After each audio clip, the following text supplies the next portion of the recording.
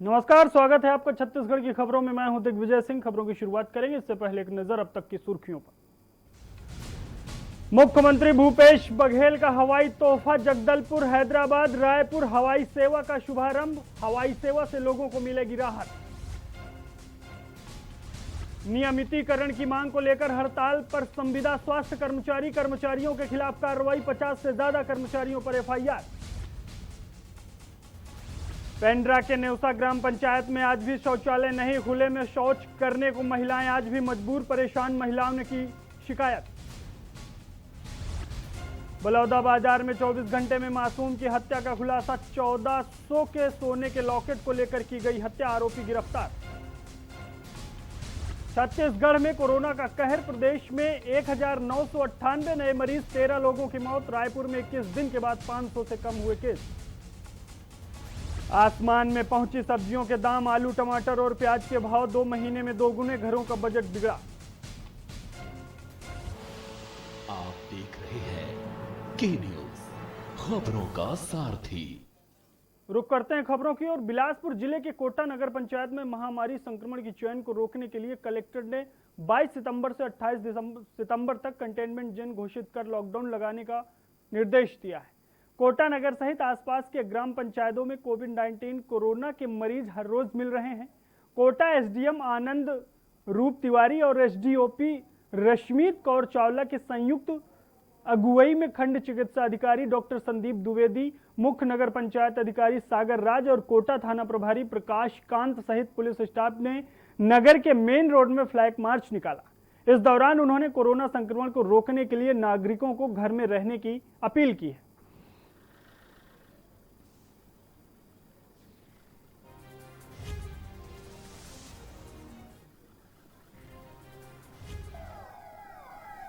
Collector महोदय ने जितने भी नगर पालिका, नगर निगम और नगर पंचायत क्षेत्र है उसको कंटेनमेंट जोन घोषित किया है 22 तारीख से 28 तारीख तक। और यहाँ पर पूरी व्यवस्था की जा चुकी है। पुलिस प्रशासन एक्टिव है। आज हम लोग फ्लैग मार्च भी कर रहे हैं ताकि लोगों में जागरूकता आए। और हम लोग अपनी लंबित मांगों को लेकर बीते 19 सितंबर से अनिश्चितकालीन हड़ताल पर गए एनएचएम संविदा स्वास्थ्य कर्मियों ने मुख्य चिकित्सा और स्वास्थ्य अधिकारियों को अपना सामूहिक इस्तीफा सौंप दिया है। मुख्य चिकित्सा एवं स्वास्थ्य अधिकारी द्वारा इस्तीफे को स्वीकार भी कर लिया गया है।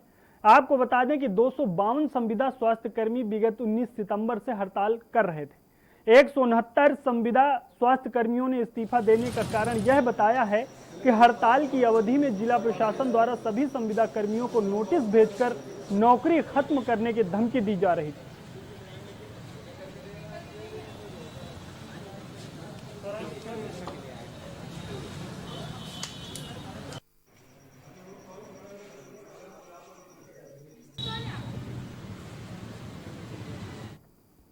मुख्यमंत्री भूपेश बघेल की वर्चुअल मौजूदगी में आज छत्तीसगढ़ जकात फाउंडेशन के पदाधिकारियों ने कोरोना मरीजों के इलाज के लिए collector Raipur doctor S Bharathidasan और सीएमएचओ रायपुर डॉक्टर मीरा बघेल को 5 नग ऑक्सीजन कंसंट्रेटर मशीन भेंट की गई।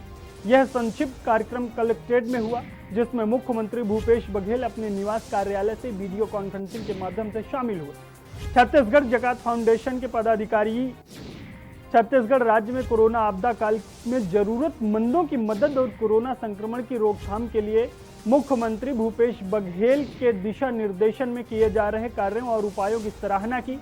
पदाधिकारियों ने कहा कि संकट की इस घड़ी में जरूरतमंदों को सहायता पहुंचाने के मामले में छत्तीसगढ़ देश का अग्रणी राज्य है। उन्होंने मुख्यमंत्री भूपेश बघेल को उनके प्रयासों और कार्यों के लेकर शुभकामनाएं और बधाई दी।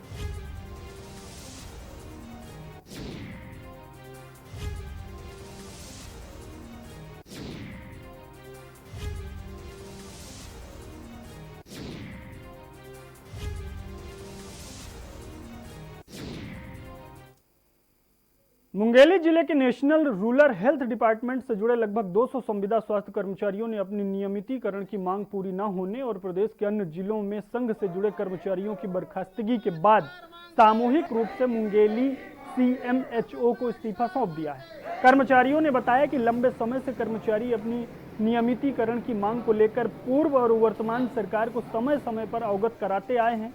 जहां पूर्व की भाजपा सरकार से सिर्फ आश्वासन ही मिला, वहीं वर्तमान की कांग्रेस सरकार के लगभग 2 साल पूरे हो रहे हैं। सरकार द्वारा वादा खिलाफी करते हुए अब तक नियमित नहीं किया गया, जिसको लेकर प्रदेश भर के संविदा स्वास्थ्य कर्मियों द्वारा पिछले 4-5 दिनों से काम बंद कर हड़ताल किया जा रहा है।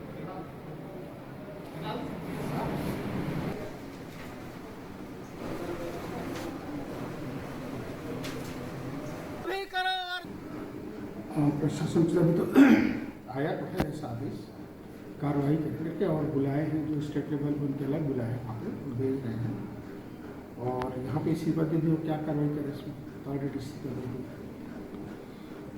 इनके मांग ज्ञापन के साथ में इस्तीफे हैं सर, कितने लोगों के हैं इस्तीफे पूरे जिले के? समथिंग जी जिले के कितने लोगों का इस्तीफा सौंपा गया है सर? इसमें लोधी ब्लॉक का है, पथरिया ब्लॉक का है और मुंगेली का है, तीनों जगह के हैं। अब इसमें तो सब पूरे मुंगेली भर का आ गया। मुख्यमंत्री भूपेश बघेल ने वीडियो कॉन्फ्रेंसिंग के जरिए यात्रियों से बातचीत किया है। इस खास मौके को यादगार बनाने के लिए व्यापक तैयारियां की गई। आपको बता दें कि मुख्यमंत्री भूपेश बघेल ने विमान सेवा का शुभारंभ किया, तो वहीं विमान का वाटर कैनन से स्वागत किया गया। सिविल एविएशन मंत्री हरदीप सिंह पुरी का संदेश और मुख्यमंत्री भूपेश बघेल को आने वाले यात्रियों का संदेश सुनाया गया। लंबे अंतराल के बाद एक बार फिर शुरू हुई विमान सेवा का लेकर इलाके के लोगों में खासा उत्साह भी देखने को मिला। हालांकि इससे पहले 14 जून 2018 को भिलाई से पीएम नरेंद्र मोदी ने वीडियो कॉन्फ्रेंसिंग के जरिए उड़ान सेवा की शुरुआत की थी, मगर एयर ओडिशा का लगभग 17 सीटर विमान महज 54 दिन ही उड़ान भर सकी। तकनीकी गड़बड़ियों और अन्य वजहों से यह सेवा सुचारू नहीं रह सकी, जिसके कारण 8 अक्टूबर 2018 को इसे बंद कर दिया गया था। इसके बाद जिला निर्माण समिति और एयरपोर्ट प्रबंधन ने 3C लाइसेंस के लिए आवेदन दिया था। 6 मार्च को परीक्षण के बाद एक बार फिर से बस्तर को कमर्शियल उड़ान के लिए DGCA ने अधिकृत किया है।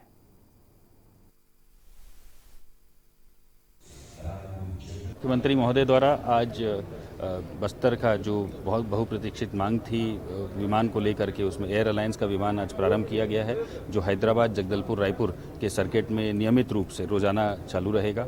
और आज थोड़ा सा वेदर खराब होने के बाद भी पूरा सहयोग हमको सभी का मिला और विमान लैंड हो पाया। और अच्छे से उद्घाटन समारोह में हमारे सभी जनप्रतिनिधि महोदय महोदयागण, मीडिया साथी और सभी अधिकारी कर्मचारीगण भी उपस्थित थे। आप सबका धन्यवाद देना चाहूँगा। साथ में जगदलपुर के लोगों को, बस्तर के लोगों को ये आश्वस्त करना चाहूँगा कि जो जगदलपुर एयरपोर्ट की अभी जो सुविधाएं हैं वो पूरी तरह से कॉन्टैक्टलेस हैं।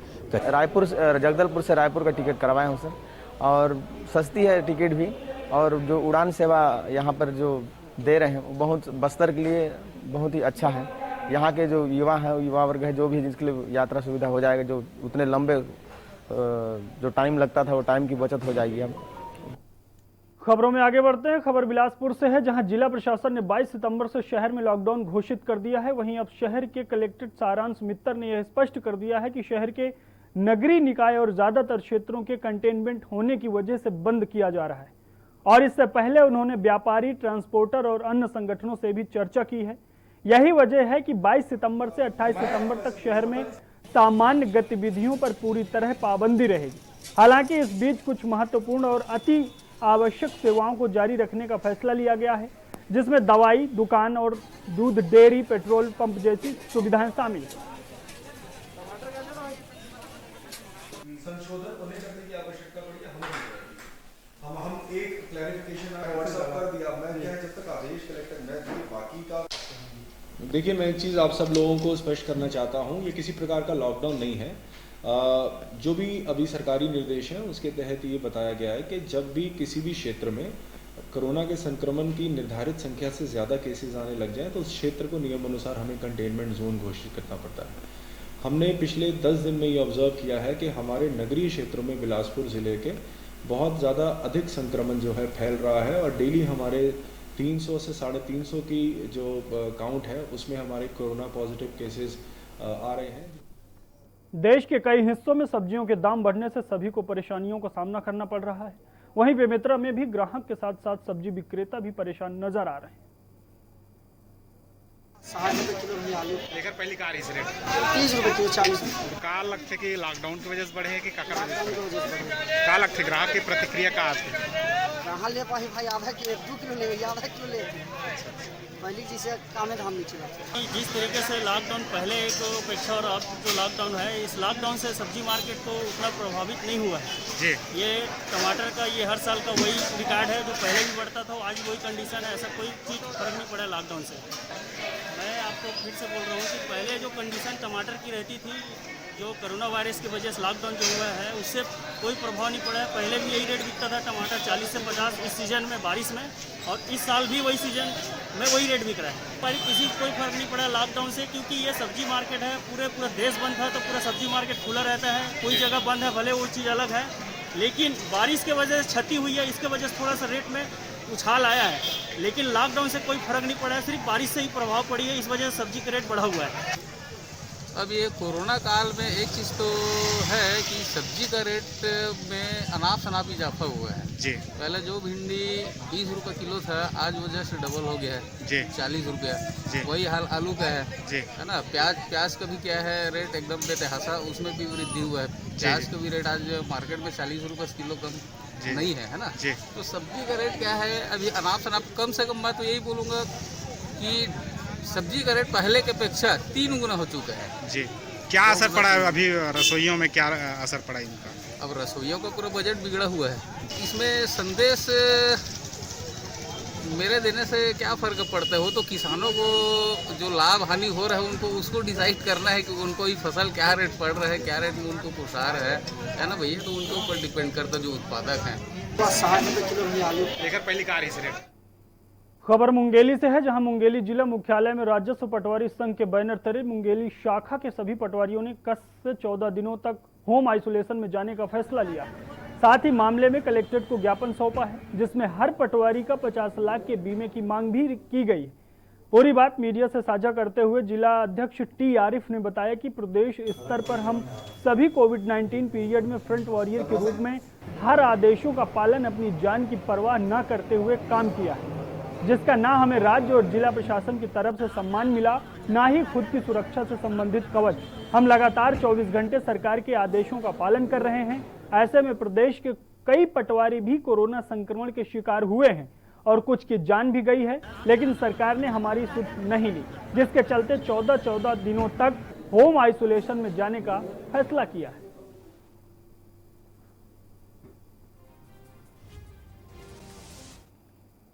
कि 50 लाख के बीमा हमारी होनी चाहिए और हमको 14 दिन का क्वारंटाइन चाहिए।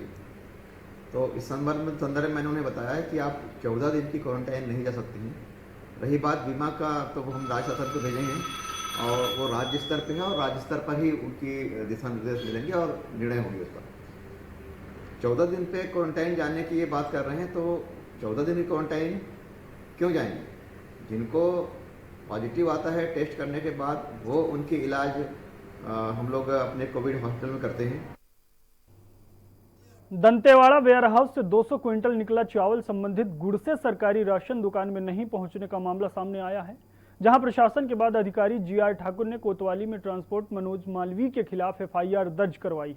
आरोपी ट्रांसपोर्टर मनोज मालवीय पर जरूरी वस्तु अधिनियम ईसी एक्ट के तहत धाराएं लगाई गई हैं और तथ्यों के आधार पर पुलिस जांच में जुट गई है। जांच के बाद आरोपी को गिरफ्तार किया जाएगा।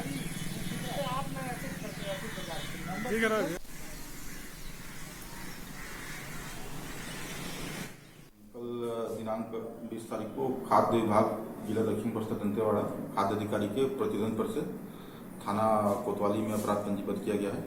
धारा 406, 420 और धारा 37 आवश्यक वस्तु अधिनियम के तहत, जिसमें जो नागरिक आपूर्ति निगम के वेयर हाउस से जो चावल है गुड़ से के लिए निकला था, इसमें हेरफेर की रिपोर्ट पर अपराध पंजीबद्ध किया गया है। जांजगीर चांपा जिले में खनिज विभाग के उड़नदस्ता टीम की कार्रवाई से खनिज माफियाओं में हड़कंप मच गया। जांजगीर कलेक्ट्रेट के निर्देश पर खनिज विभाग ने उड़नदस्ता टीम का गठन किया। जिले के अलग अलग थाना क्षेत्रों में दबिश देकर रेत और मोरम का अवैध उत्खनन और परिवहन करते हुए 28 ट्रैक्टर, एक जेसीबी मशीन सहित 29 वाहनों को जब्त किया गया है। जब्त किए गए कुछ वाहनों को संबंधित थाना क्षेत्रों के सुपुर्द किया गया है। तो वहीं कुछ वाहनों को जांजगीर कलेक्ट्रेट परिसर में खड़ा कर दिया गया है। खनिज विभाग द्वारा पिछले 2 दिनों से किए जा रहे कार्रवाई से खनिज माफियाओं में हड़कंप मच गया।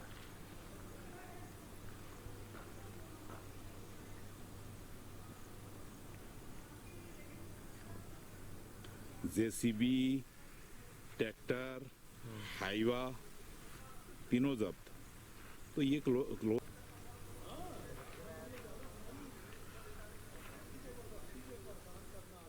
अभी कलेक्टर महोदय के सख्त निर्देश हैं कि जो खनिज का परिवहन करने वाहनों का सघन जांच किया जाए। तो खनिज अधिकारी महोदय ने उड़न दस्ता की 2 टीम गठित किया और विगत 2 दिनों में जिले के सभी क्षेत्रों में खनिज परिवहन करने वाहनों की सघन जांच किया गया। इसमें खासकर आपका जो नवापारा है, चांपा है, जांजगीर है, हसौद है, बिर्रा है, मालखरौदा, जैजापुर। जिले में लगातार बढ़ते कोरोना संक्रमण को देखते हुए बिलासपुर में 22 सितंबर से लॉकडाउन घोषित कर दिया गया है। शहर में लॉकडाउन शुरू होने से पुलिस पूरी तरह से मुस्तैद हो गई है और लॉकडाउन के नियमों का पालन कराने के लिए सख्ती बढ़ा दी गई है। वहीं पुलिस ने कहा है कि इस बार संक्रमण को रोकने के लिए ज्यादा सख्त रवैया अपनाना पड़ेगा, जिससे कोरोना महामारी को नियंत्रण में लाया जा सके। और साथ ही शहर के चप्पे चप्पे पर पुलिस की तैनाती भी कर दी गई।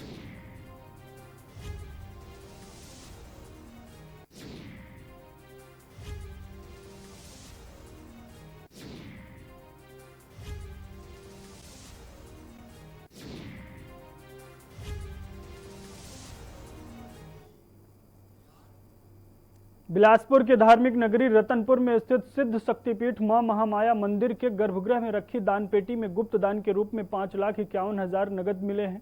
दान के रूप में मिली राशि की जानकारी मंदिर ट्रस्ट को दान पेटी खोलने के बाद पता चली। वहीं ये पहला अवसर है जब ट्रस्ट को दान के रूप में इतनी बड़ी राशि प्राप्त हुई है। मंदिर के प्रमुख ट्रस्टी सुनील सिथलिया ने कहा कि कोई व्यक्ति मां के दर्शन करने आया होगा और मां के पास गर्भगृह में रखी दान पेटी में गुप्त दान के रूप में राशि डालकर गया होगा। दान पेटी हर रविवार को ट्रस्ट के पदाधिकारियों, स्टाफ और आम नागरिकों की उपस्थिति में ही खोली जाती है और राशि की गणना भी की जाती है।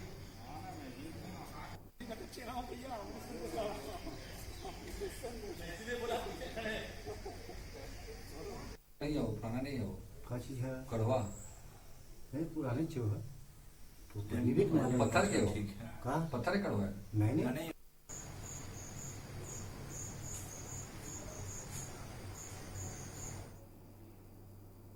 किसानों को लेकर जो बिल संसद में पास हुआ है, विपक्ष के साथ अब किसान भी इस बिल का विरोध कर रहे हैं। वहीं रायगढ़ में भी बिल को लेकर विरोध जारी है। किसान नेता ने बताया कि यह बिल किसानों के विनाश का बिल है। इससे किसानों की परेशानियों में वृद्धि होगी और किसान आत्महत्या जैसे बड़े कदम उठाने लगेंगे।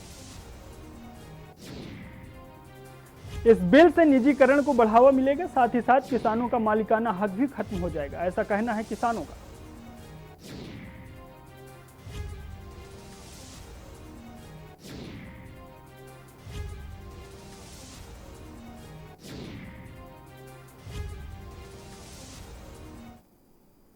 कल जो संसद में बिल पास हुआ वो एक काला दिन साबित होगा किसानों के लिए। इसमें मोदी सरकार जिस प्रकार तानाशाही रवैया अपनाते हुए किसानों के विरोध में जो बिल पास किया वो पूरी तरह बिचौलियों को फायदा पहुंचाने का काम कर रही है ये सरकार। किसान का कोई फायदा नहीं दिख रहा है। जिस प्रकार आप देखेंगे कि अगर किसान फसल उत्पादन कर रहा है उसमें तक उनका कोई अधिकार नहीं बचा है। उसमें बिचौलियां तय करेंगे कि आप किस भाव में आप अपना फसल बेचेंगे और क्या उत्पादन करेंगे। खबर दंतेवाड़ा से है, जहां दंतेवाड़ा जिले के कलटेक कल्याण विकास खंड के तहत गुड़से पंचायत की राशन दुकान में चावल हेराफेरी का मामला सामने आया है। चावल हेराफेरी के मामले में मंत्री केदार कश्यप ने जांच कराने की मांग की है। बता दें कि कल ही खाली गाड़ी को एसडीएम लिंगराज सिदार द्वारा पकड़ा गया था, लेकिन ट्रांसपोर्टर द्वारा अपनी गाड़ी को खराब होना बताकर गुड़से का चावल पलटी करना बताया गया। वहीं जब खाद्य और तहसील की टीम ने जीरम घाटी में खराब खड़े वाहन के चावल की जांच की तो उसमें राजा राइस मिल की चावल की लाट मिली, जिससे यह साफ हो गया है कि चावल लदा ट्रक दंतेवाड़ा वेयर हाउस का नहीं है।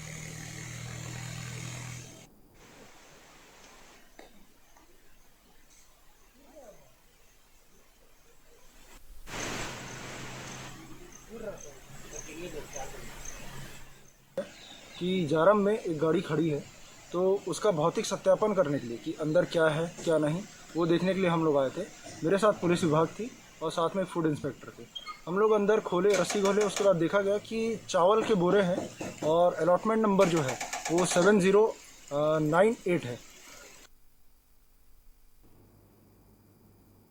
छत्तीसगढ़ शौचालय मुक्त कितना हुआ है, इसका उदाहरण जीपीएम जिले के गौरेला पंचायत में देखने को मिला। यहाँ ग्राम पंचायत नेवसा में कई ऐसे गरीब परिवार हैं जिनको ना आज तक शौचालय मिला है और ना ही शौचालय निर्माण की राशि इनके खाते में आई है।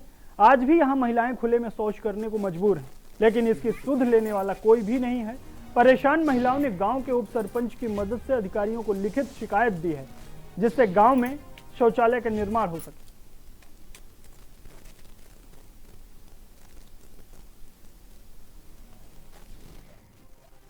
95% लोगों का भी नहीं बना है नेवसा पंचायत में। तो सभी महिलाओं और भाइयों का मांग है कि शौचालय बनना चाहिए। और अगर उपचुनाव अभी सामने है, अगर शौचालय का आदेश नहीं आया या तो नहीं बना और अधिकारियों द्वारा कोई जानकारी नहीं दी गई 5 दिन के भीतर, तो हम अनिश्चितकालीन एक दिवस के लिए रोड जाम करेंगे अमरकंटक रोड को, और कोई महिलाएं और जेंट्स वोट डालने नहीं जाएगा नेवसा पंचायत का। जांजगीर चांपा जिले में लगातार तीसरे दिन भी राष्ट्रीय स्वास्थ्य मिशन के आंदोलनरत स्वास्थ्य कर्मियों की हड़ताल जारी है, जहां मुख्य चिकित्सा और स्वास्थ्य अधिकारी ने हड़ताल खत्म कर वापस काम पर आने का नोटिस जारी कर दिया है। वहीं काम पर वापस नहीं आने पर कड़ी कार्रवाई करने की भी चेतावनी दी गई है। वहीं नाराज स्वास्थ्य कर्मियों ने कार्यालय के सामने उपस्थित होकर प्रदर्शन किया और चेतावनी दिया है कि अगर हम अपनी एक सूत्री मांग पर शांतिपूर्ण तरीके से प्रदर्शन कर रहे हैं, अगर हमारे किसी भी कर्मियों के खिलाफ कार्रवाई की जाएगी तो सभी सामूहिक इस्तीफा सौंपकर इससे भी अधिक उग्र प्रदर्शन करेंगे।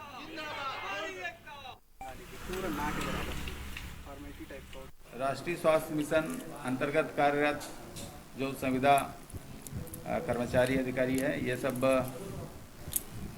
पूरे के पूरे अभी हड़ताल पे हैं।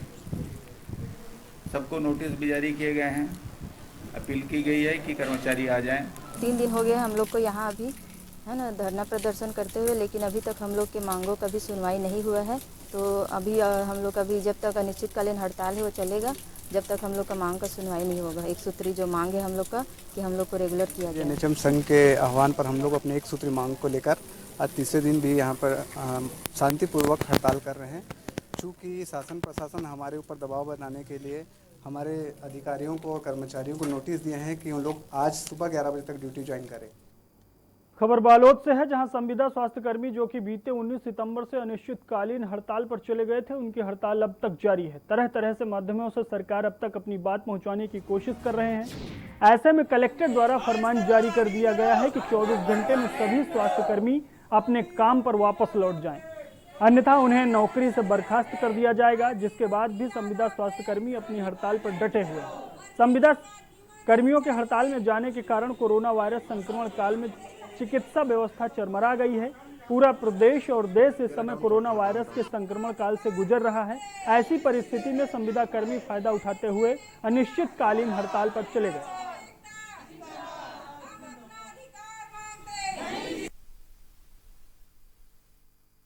ब्लॉक एनएचएम अध्यक्ष, अभी संविदा का एनएचएम कर्मचारी संघ का हड़ताल का दूसरा दिन है और हमारा सिर्फ एक सूत्री मांग है, नियमितीकरण। हमारा सरकार हमारा मांग मान ले, हम आज ही हड़ताल समाप्त करके आज ही काम पे लौट जाएंगे। और हम अनियमित जो है उनको नियमित करके जो सुविधाएं मिलती है, जो बीमा मिलता है, जो आर्थिक और सामाजिक सुरक्षा मिलता है, वो सभी हमको चाहिए। कोरबा में कोरोना वायरस के फैलाव से बदलते माहौल के बीच जिले के शहरी एवं ग्रामीण क्षेत्रों में चाल दावल जैसी राशन सामग्री और सब्जियों के दाम बढ़ने लगे हैं और उनकी कालाबाजारी एवं जमाखोरी की अपुष्ट खबरों को कलेक्टर किरण कौशल ने गंभीरता से लिया। उन्होंने किसी भी परिस्थिति में अति आवश्यक चीज़ों को सामान्य दिनों के दामों से अधिक दाम पर नहीं बेचने की अपील दुकानदारों से की है। कलेक्टर किरण कौशल के निर्देश पर लॉकडाउन के दौरान लोगों को उचित दामों पर जरूरी चीजें उपलब्ध कराने के उद्देश्य से जिला प्रशासन की टीम द्वारा बाजारों का निरीक्षण किया जा रहा है। निरीक्षण के दौरान टीम द्वारा थोक राशन विक्रेताओं से स्टॉक और प्रचलित मूल्य की जानकारी ली जा रही है। कलेक्टर कौशल ने यह भी निर्देश दिए हैं कि अगर कोई दुकानदार संस्थान आवश्यक वस्तुओं को एमआरपी से अधिक दाम में बेचते हुए पाया जाता है तो इसके खिलाफ कड़ी कानूनी कार्रवाई की जाएगी।